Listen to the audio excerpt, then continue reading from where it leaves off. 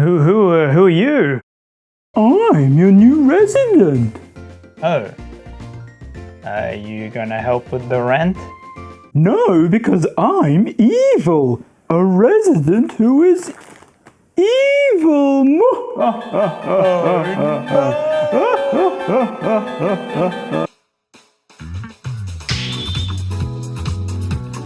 Now that's comedy. Oh, it's so bright. So over the years, I've been very familiar with Capcom's games. Very familiar. But I've never really taken a closer look at Resident Evil. I mean, I'm not too good with horror, but I think zombies are the one thing that I can manage.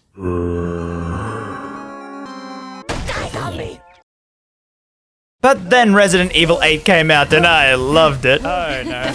Oh no. So what better way to take this newfound love of a franchise and try the other games, starting with Resident Evil 1.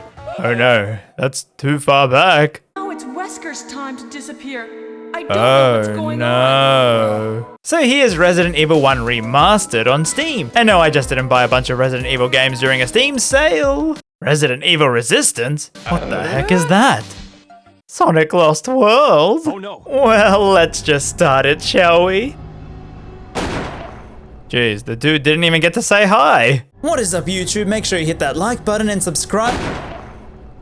Okay, well, first I want to show the options menu, as there clearly was a lot of care put into the presentation of the game's settings. Like, you got all these effects cleverly thought out to match an audio wavelength. It's crazy because I know there are people out there who never even check the settings before starting a game. I know you're out there, Roger! Now, a thing you may not know, or at least I didn't, is that you get to pick a character to start with, meaning there's two playthroughs. First is Chris, a generic dude, and Jill, a generic lady. Okay, she's kinda cute. But then in this version you get alternate skins where Jill loses all the cuteness and Chris... Holy hippos, why is he so jacked?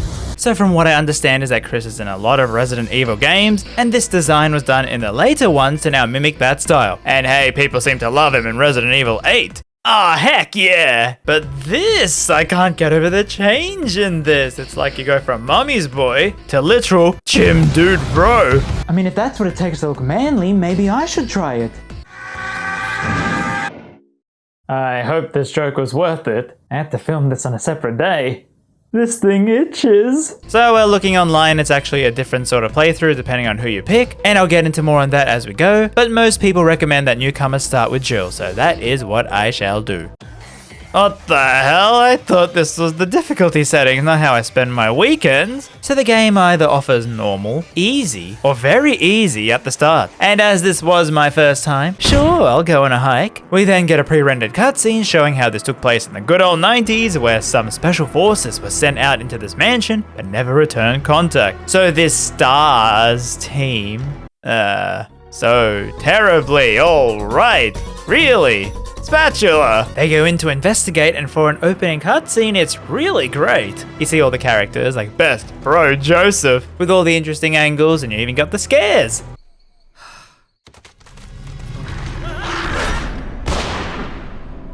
Damn, Best Bro Joseph. The group you have is Barry, Jill, Chris, and Wesker, with Brad flying the helicopter. And these four make a run through the haunted mansion. Oh wait, they don't know that yet. And hang on, there's something very strange about this mansion. So the three stumble in, wondering where Barry and Chris are. But we've got to find... What was that? Chris? No. Was that really the best take you had? And so they're going to investigate, the game just letting you learn on the fly.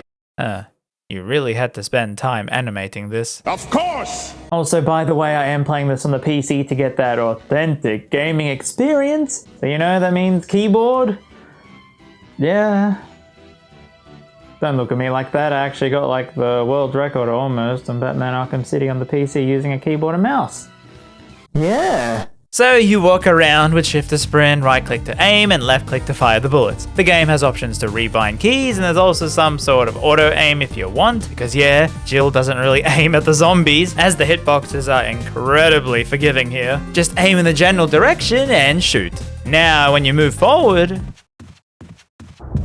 Oh my. Yeah, so this is one thing Resi 1 is known for, the fixed camera angles. Pretty much when you walk past the point in the room, the camera will change to another fixed angle, which completely messes up your movement. Okay, as a first timer, when Jill suddenly is facing 180 degrees the other way, my brain thinks, oh gee, well, okay, I'm walking towards the camera now. I'll have to hold down instead of up. But lifting the finger resets Jill, and you turn back around, meaning I can't tell you how many times this ended up happening.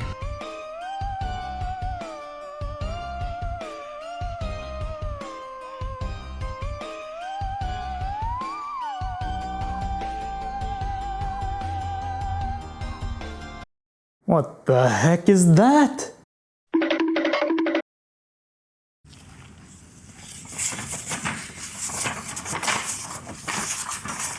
What is up, YouTube? Make sure you And hit that's that just like button and creepy. subscribe. It's just so disorientating for a first-time player, coupled with the fact that you're in a high-pressure situation half the time. However, I did finally get used to it when I understood that holding down a key, Jill will keep moving in the same direction no matter what the angle. So if you see these stairs, you want to go down, hold right, and keep holding right no matter what. And just when I thought I was getting used to it, the game chucks in some puzzle where I gotta push this statue here, then run around and press this button. Now then, I have to push this statue here in time before I get crushed by trying to run out there with the camera flipping like 5 billion times.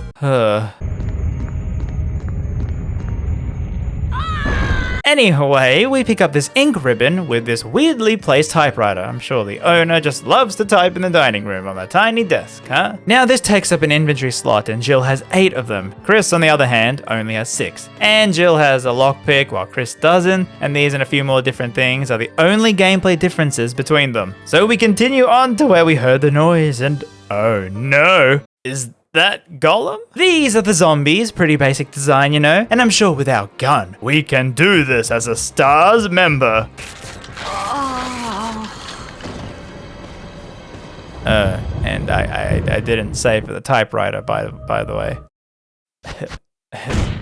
Alright, well we take care of the zombie, which was very easy. Oh yeah, and I'm sure you're wondering why this looks a little washed out. Well, I may have turned up the brightness because I was scared, okay, yeah.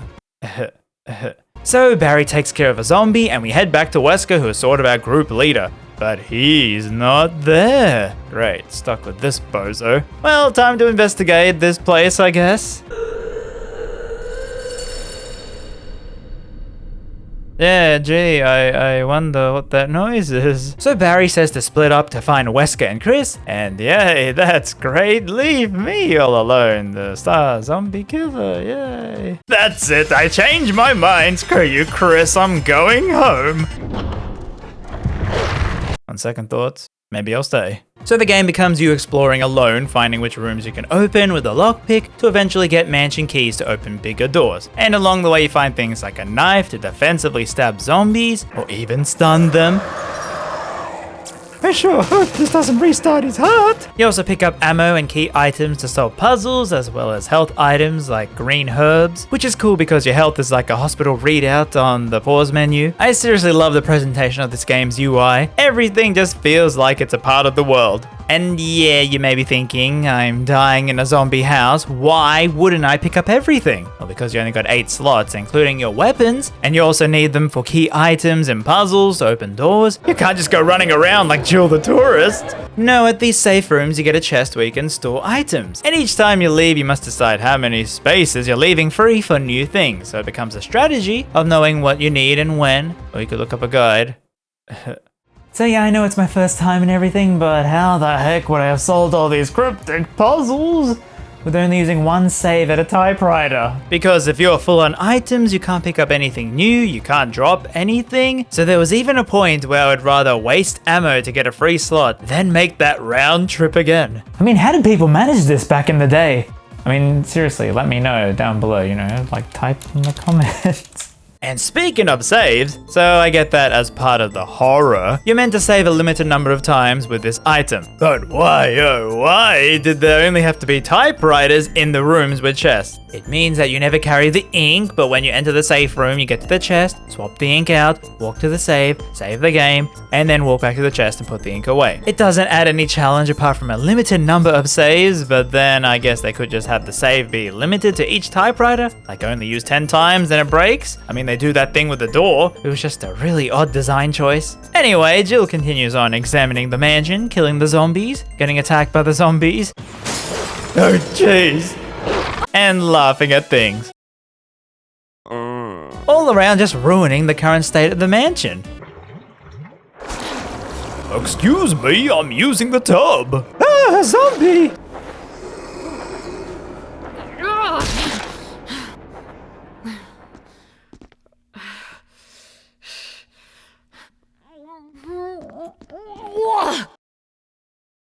Did we really need the camera angle of this toilet? Of course! Eventually we get to this room where we have a new weapon, the shotgun. And you know how it be in zombie things, shotgun S tier, so I must have it. However, this sets off a trap which might squash us. Wait, this is it? These are the two things that Resident Evil 1 is known for. You know, the fixed camera angles and the Jill sandwich line. I know, it's like, I can't wait for the iconic line. I mean, that's why, you know, she's eating a sandwich in the thumbnail. I can't wait to hear it. Grab my hand! That was a close one. A second late, you would have fit nicely into a sandwich. Well, I guess that's an exclusive RE1 original line, but Barry just saves us from being squashed flat. And he does that a lot, to randomly turning up to talk to us, but then going, oh, okay, now keep searching by yourself. I mean, gee, I sure couldn't handle this myself, so wouldn't it be safer to work as a team? Or is there some reason you want to be alone in a haunted mansion full of zombies? I think I need to be alone right now. Oh, now that is an obscure reference on this channel. Hey, hold on a sec. Look what I've found. What? A can of fizz. It's sure to yellow and mellow those things. Dude just literally handed me a Pepsi to take out the monsters. Die, zombies! I don't think I thought this through. See you later. Ciao. And he's not the only person, as in one room we find this dude, Richard, who is badly hurt. You're wounded. Yeah, obviously. And the thing that attacked him was a snake. Yeah, like I thought, you know, zombie, but I guess okay, some wild snake bite. And we have to get this medicine for him all the way over there. Well, okay, sure, and I'm not joking here. I went back to that place, but along the way I got distracted, so I forgot to grab the medicine, and when I was halfway back, I'm like, oh crap, the medicine. So I ran all the way back, and well, he died. Okay, hang on.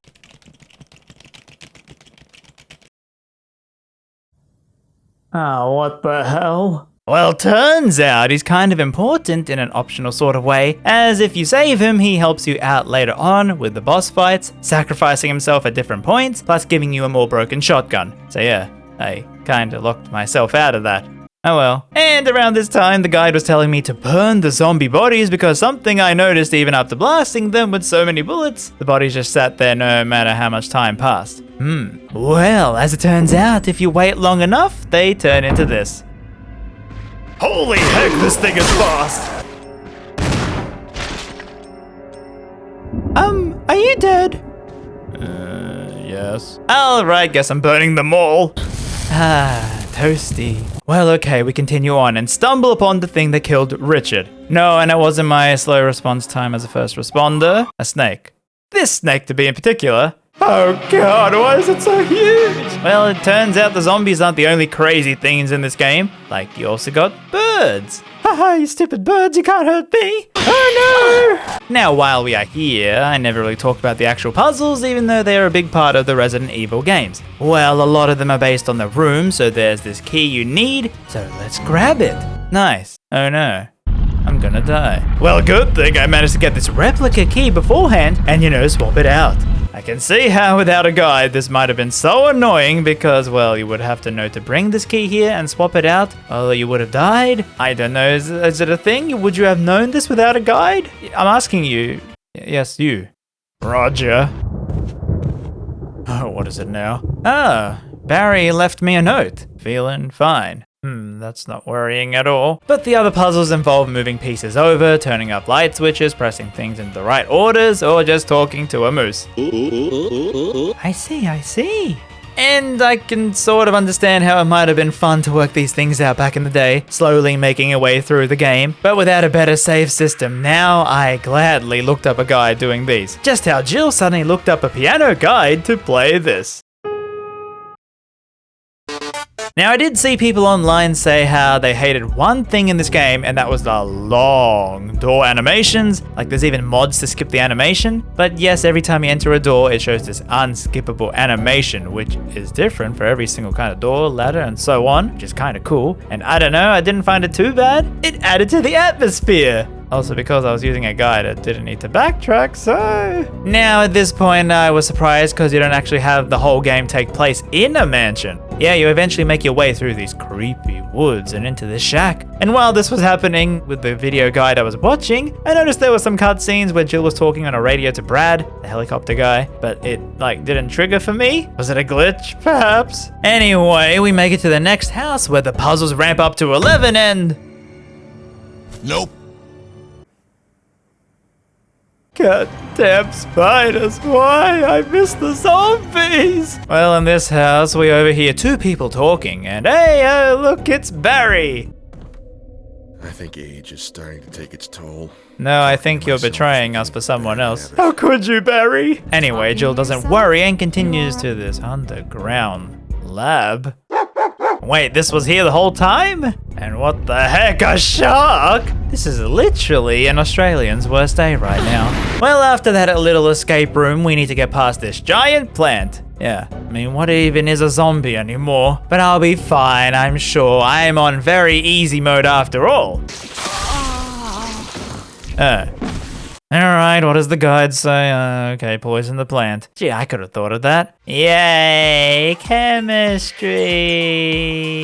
And so we poison the plant, which actually triggers a cutscene where Barry comes in to burn it down for us. So yeah, the game actually has many cutscenes and options depending on what decisions you do, which is actually kind of cool, adding even more replayability for people. And speaking of cool things about this game, I don't know if it's just me being a noob at horror, but man, this game was really scary, in a not jump scare sort of way. Okay, there was that. But like with the fixed camera angle, you can't see things further ahead, and sometimes you just hear groans off camera. Ooh, please like and subscribe. Oh, okay, this area was free of zombies for a while, but one time I came back and this zombie was banging on this door, and I'm like, okay, that's a scary thing, but sure, whatever. And he just breaks out, and it was a frightening moment. And it didn't need an overtly scary monster design or jump scare to work, so thumbs up Resident Evil. Well, anyway, back at the shack, we find Wesker? Oh yeah, remember him, our leader dude. He was shooting something and tells us to get back to the mansion to open up the remaining locked rooms. Okay, sure thing, definitely a good guy, Wesker. And while we are doing this, the video guide I was using kept showing me all these Brad Jill cutscenes on the radio that were just not popping up for me. This is Brad. Brad? Brad! This is Brad. Brad! Brad! Shit. And I was really getting worried I was maybe, glitched something or letting Richard die affected the game more than I thought, until...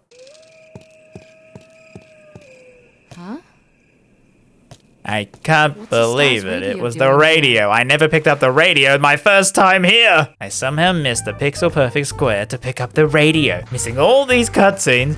But oh yeah, no, it's too late, Jill. Brad is dead. Oh yeah, maybe not. I don't know. But still, it was so baffling. And then even later on, when I went back to the shack, some of those cutscenes did trigger later. Anyway, back to the mansion and... ooh, hello. What's with the video quality? It plays an unremastered clip of this thing chasing us and...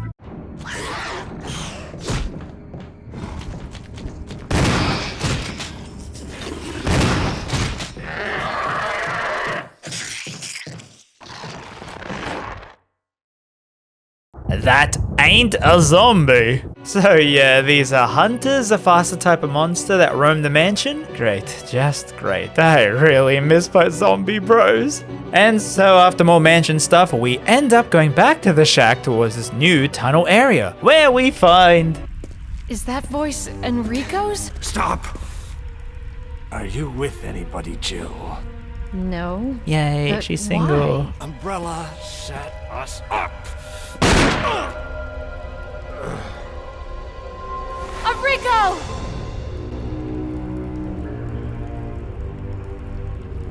Traitor? Who? Ah, yes, who indeed? This is so cheesy, I love it. Anyway, I learnt that no, Jill can't outrun a boulder. Well, we somehow see Barry further in, and hey, how you doing? Jill, go check it out.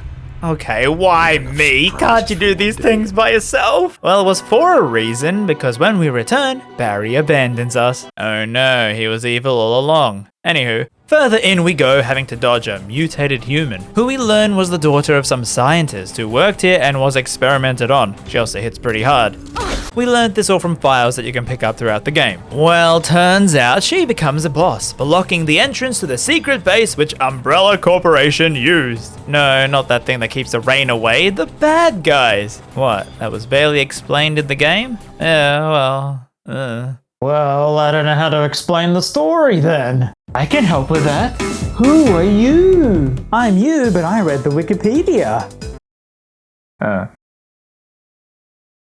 So there's this medical company called Umbrella Corporation who did all this testing in the mansion. So that's all the zombies, mutated animals, and so on. And they all were subject to this virus called the T virus. Now we are part of the Raccoon City police team, the STARS Team Bravo. Alpha Team were the first one to go in and gave us that distress call. And well, this was all actually set up by Umbrella to have us test the mansion and the infected to see if we can survive this whole thing and how they then can make them stronger. So then we reached their lab, but Barry is here, looking shocked that we survive, and Jill puts the moves on him, grabbing his gun, before Lisa, that tested on girl, locks our way. And now the game asks us to make a choice, which then plays into the whole choose your own ending thing, because if you don't give Barry his gun back, he just dies.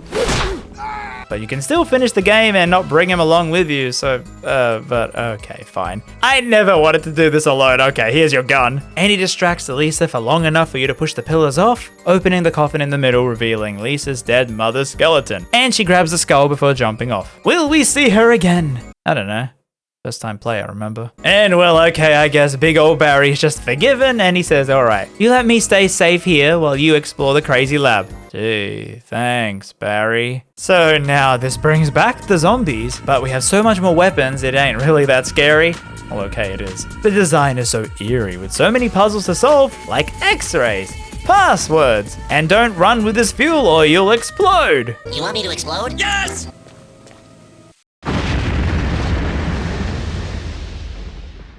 Anyway, we eventually make it to the end with Barry joining up, and in this room we see, ah yes, Wesker was definitely evil, revealing he worked for Umbrella all along and was the one who told us to come to this place. But he also has his own motives and was blackmailing Barry by using his family as leverage. Wesker, you're pathetic.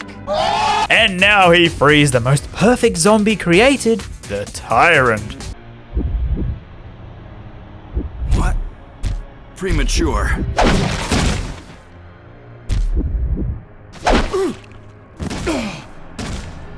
No, Barry! You viral cultured freak! Well, okay, we have to now fight the Tyrant. Oh no! That was easy. And Wesker's body is gone. Gee, I sure hope we never see him again. Well, before he left, Wesker activated the self-destruct sequence on the lab to destroy the evidence, and I guess we gotta leave. But not before we do one final thing, which I honestly never would have done if not for the guide. So you remember Chris? Yeah, it's been a while. Well, if you got the 3 discs here and use them in 3 areas, you can open his jail cell, because yeah, he was imprisoned here the whole time. God, where is Chad, Chris? Look at this dude getting jailed and everything. And yeah, if you ignored this, there's an ending where Jill and Barry just leave without him. So, well, we 3 make it up to the roof, trying to signal to Brad flying the chopper to extract us. But... well, he is meant to be the final boss. So after blasting and it not working, Brad drops us the Rocket launcher. and boom, he dead. So, yep, that's it. We blow up the mansion and leave in a helicopter ride like Jurassic Park. I guess now people ship Jill and Chris, and Barry is happy, he's okay, and we live happily ever after. And that was Resident Evil 1, a really good game.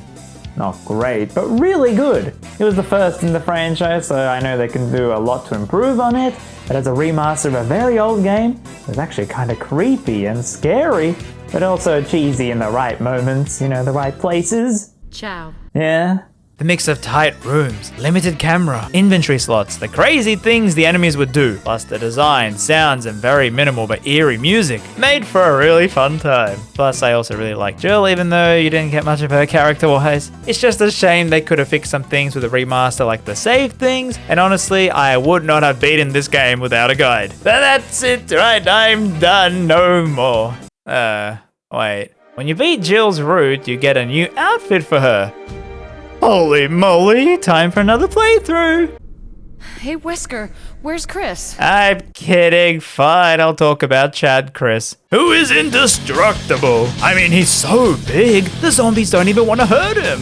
Yeah, so the game is pretty similar, but Chris has less inventory space and no lockpicks, making the doors that he can open different to Jill's. Plus, Barry doesn't come with us because no, we are mostly alone until we meet Richard, who has this girl Rebecca, another STARS member, I guess just doesn't exist in Jill's version. She asked us to bring that snake antidote, and my god, Richard, with this Chad, I will save you. Yay, we did it. But yeah, I think playing through this sort of game back to back is a bit much when it's pretty much the same overall story with slightly different cutscenes between him and Rebecca as opposed to Jill and Barry. And yes, we do also get the chance to free Jill from jail this time. Wow, you are so hot now. Yeah, alright, I think I'm finally done with this, and thank goodness because I didn't have to play that old PlayStation 1, you know, the really, really old one. Did you know it had live action cutscenes? What? That's it. I'm playing it again. Wow. What a mansion. Oh no. Don't open that door. No. Well, might as well have fun with this.